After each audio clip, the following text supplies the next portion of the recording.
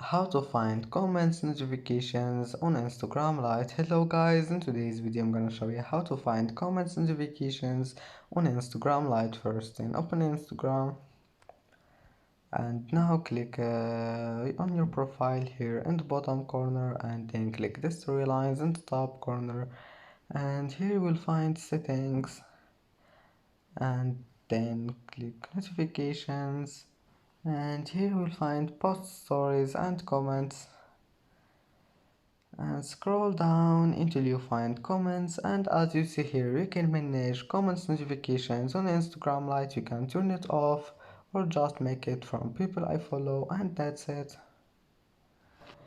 And that's it for today's video. Don't forget like and don't forget subscribe, and thank you for watching this video until the end and see you in the next video.